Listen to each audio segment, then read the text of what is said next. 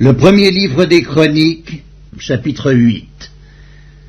Benjamin engendra Béla, son premier-né, Asbel, le second, Akrak, le troisième, Nosha, le quatrième, et Rapha, le cinquième.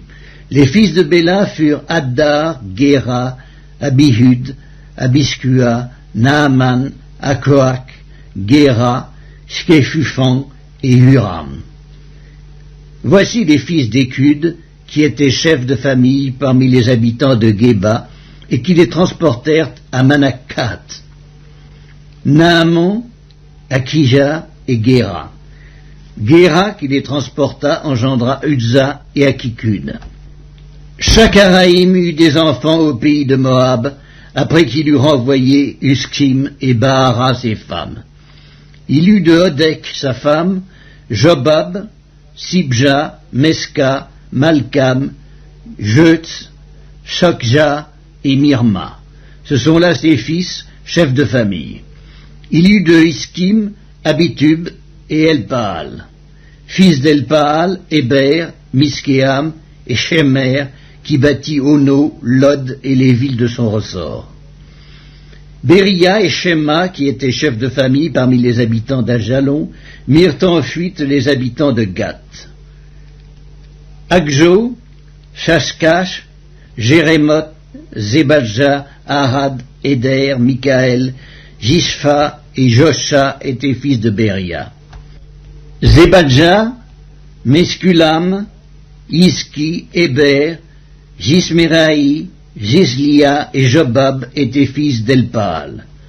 Jakim, Zikri, Zabdi, Eliénaï, Tsiltaï, Eliel, Adaja, Beraja et Skimrat étaient fils de Skiméi. Gispan, Héber, Eliel, Abdon, Zikri, Anan, Anania, Elam, Antotija, Gisdeja et Pénuel étaient fils de Shashak. Shamskeraï, Shekaria, Atalia, Jareshkia, Elija et Zikri étaient fils de Jérokam. Ce sont là les chefs de famille, chefs selon leur génération. Ils habitaient à Jérusalem. Le père de Gabaon habitait à Gabaon et le nom de sa femme était Maaka. Abdon, son fils premier-né, puis Tsur, Kis, Baal, Nadab, Gédor, Akjo et Zeker. Miklot engendra Shiméa. Ils habitaient aussi à Jérusalem près de leurs frères, avec leurs frères. Ner engendra Kis, Kis engendra Saül, Saül engendra Jonathan, Malkishoa, Abinadab et Eskbaal. Fils de Jonathan, Méribbaal, Méribbaal engendra Miché. Fils de Miché, Piton, Mélec, Taéréa et Akaz. Akaz engendra Jéhodda. Jéhodda engendra Alémet, Azmavet et Zimri. Zimri engendra Motsa. Motsa engendra Binéa. Rapha son fils. Éléasa son fils. Hatsel son fils. Hatsel eut 6 fils, dont voici les noms: Azrikam, Bokru, Ismaël, Sheharia, Abdias et Hanan. Tout cela étaient fils d'Hatsel. Fils d'Eskek, son frère, Ulam, son premier-né, Jéhuc, le second, et Éliphélet, le troisième. Les fils d'Ulam furent de vaillants hommes, tirant de l'arc, et ils eurent beaucoup de fils et de petits-fils, 150. Tous ceux-là sont des fils de Benjamin.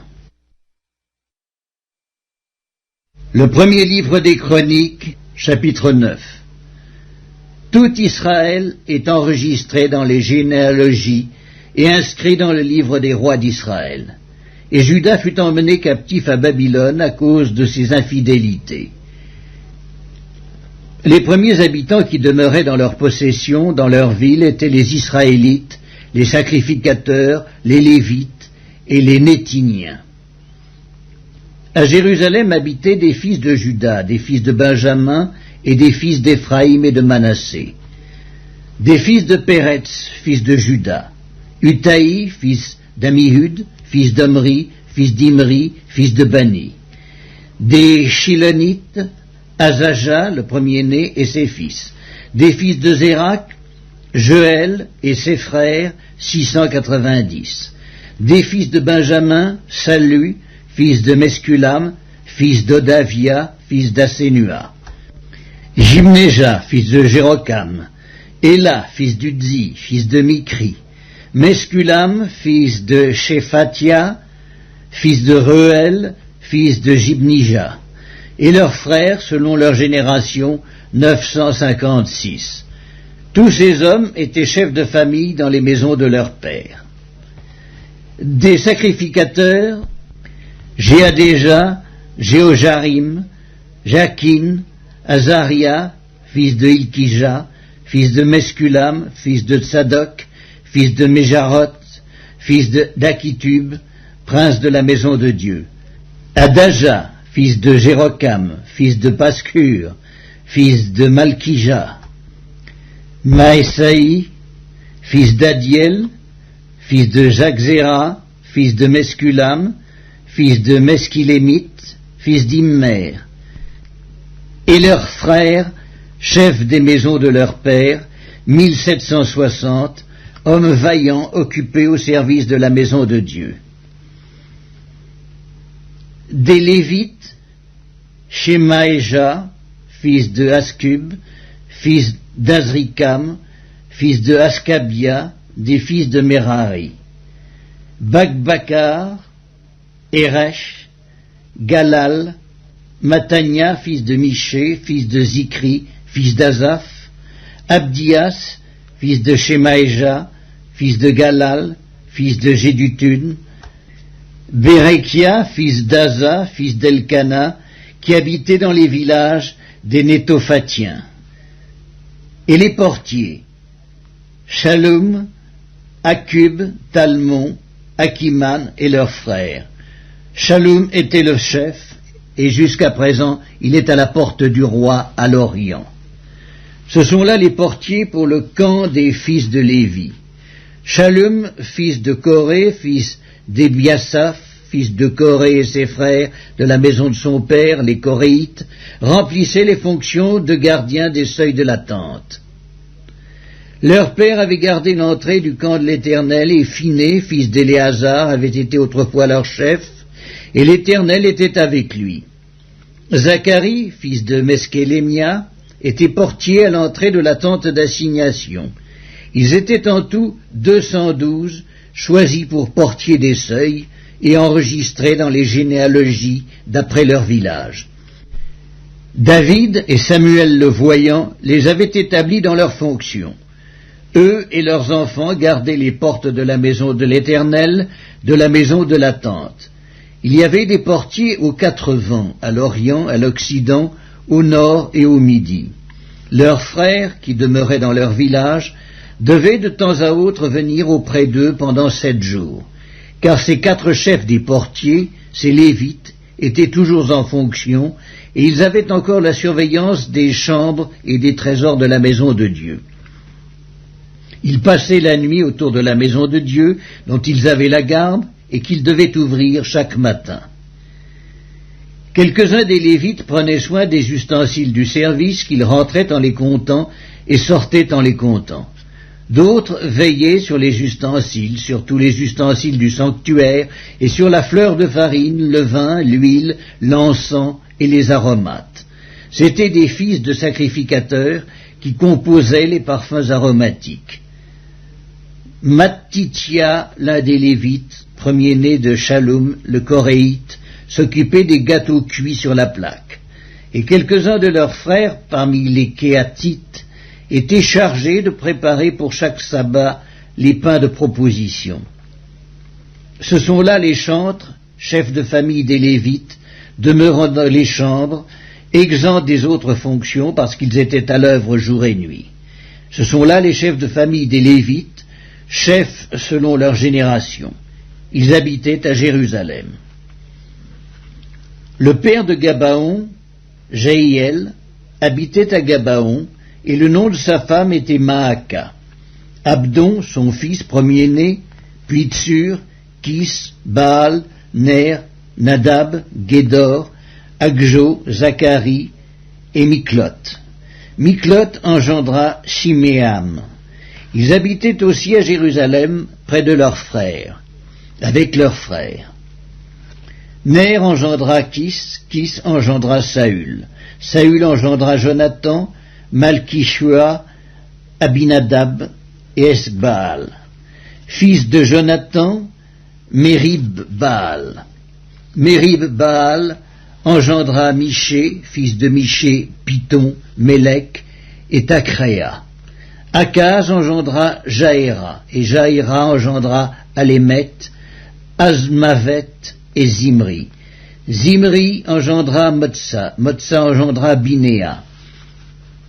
Réphaja son fils, Éléasa son fils, Hatsel son fils, et Hatsel eut 6 fils, dont voici les noms: Azrikam, Bokru, Ismaël, Sheharia, Abdias et Hanan. Ce sont là les fils d'Hatsel. Le premier livre des Chroniques, chapitre 10. Les Philistins livrèrent bataille à Israël, et les hommes d'Israël prirent la fuite devant les Philistins, et tombèrent morts sur la montagne de Gilboa. Et les Philistins poursuivirent Saül et ses fils, et tuèrent Jonathan, Abinadab et Malkishua, fils de Saül. L'effort du combat porta sur Saül. Les archers l'atteignirent et le blessèrent.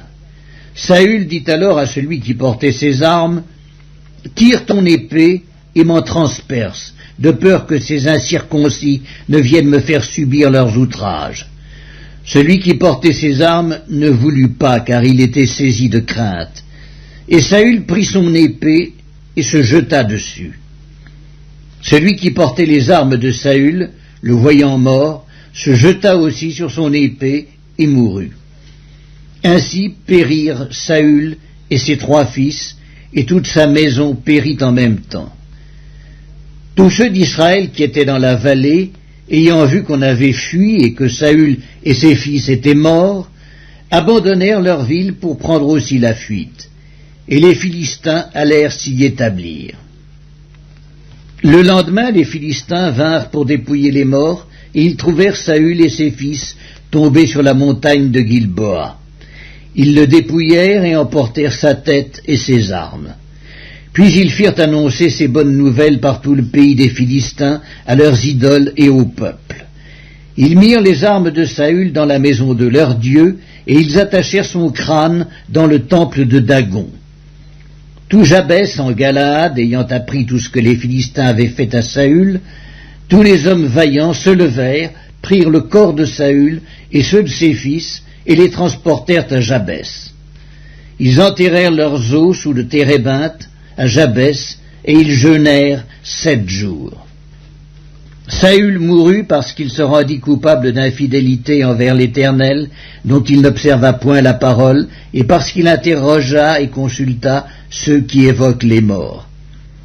Il ne consulta point l'Éternel, aussi l'Éternel le fit mourir, et transféra la royauté à David, fils d'Isaïe. Le premier livre des Chroniques, chapitre 11. Tout Israël s'assembla auprès de David à Hébron en disant: « Voici, nous sommes tes os et ta chair. Autrefois déjà, même lorsque Saül était roi, c'était toi qui conduisais et qui ramenais Israël. L'Éternel ton Dieu t'a dit: tu paîtras mon peuple d'Israël et tu seras le chef de mon peuple d'Israël. » Ainsi tous les anciens d'Israël vinrent auprès du roi à Hébron, et David fit alliance avec eux à Hébron devant l'Éternel. Ils joignirent David pour roi sur Israël, selon la parole de l'Éternel prononcée par Samuel. David marcha avec tout Israël sur Jérusalem, qui est Jébus. Là étaient les Jébusiens, habitants du pays. Les habitants de Jébus dirent à David: « Tu n'entreras point ici. » Mais David s'empara de la forteresse de Sion, c'est la cité de David. David avait dit « Quiconque battra le premier des Jébusiens sera chef et prince ». Joab, fils de Tseruja, monta le premier et il devint chef. David s'établit dans la forteresse, c'est pourquoi on l'appela cité de David. Il fit tout autour de la ville des constructions, depuis Milo et aux environs. Et Joab répara le reste de la ville. David devenait de plus en plus grand, et l'Éternel des armées était avec lui. Voici les chefs des vaillants hommes qui étaient au service de David, et qui l'aidèrent avec tout Israël à assurer sa domination, afin de l'établir roi selon la parole de l'Éternel au sujet d'Israël. Voici, d'après leur nombre, les vaillants hommes qui étaient au service de David. Jascobéam, fils de Acmoni, l'un des principaux officiers. Il brandit sa lance sur 300 hommes qu'il fit périr en une seule fois. Après lui, Éléazar, fils de Dodo, l'Akokite, l'un des 3 guerriers. Il était avec David à Pas-Damim, où les Philistins s'étaient rassemblés pour combattre. Il y avait là une pièce de terre remplie d'orge, et le peuple fuyait devant les Philistins. Ils se placèrent au milieu du champ, le protégèrent et battirent les Philistins. Et l'Éternel opéra une grande délivrance. 3 des 30 chefs descendirent auprès de David sur le rocher dans la caverne d'Adullam, lorsque le camp des Philistins était dressé dans la vallée des Réphaïm. David était alors dans la forteresse, et il y avait un poste de Philistins à Bethléem. David eut un désir, et il dit « Qui me fera boire de l'eau de la citerne qui est à la porte de Bethléem ?» Alors les 3 hommes passèrent au travers du camp des Philistins, et puisèrent de l'eau de la citerne qui est à la porte de Bethléem.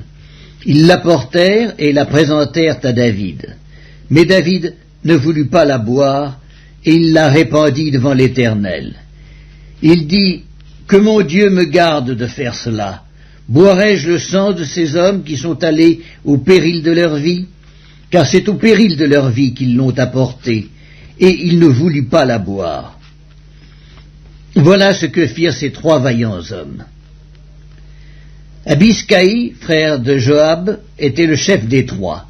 Il brandit sa lance sur 300 hommes et les tua. Et il eut du renom parmi les 3. Il était le plus considéré des 3 de la seconde série, et il fut leur chef. Mais il n'égala pas les 3 premiers.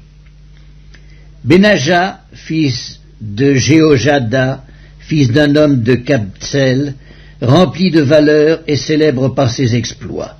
Il frappa les 2 lions de Moab. Il descendit au milieu d'une citerne, où il frappa un lion un jour de neige.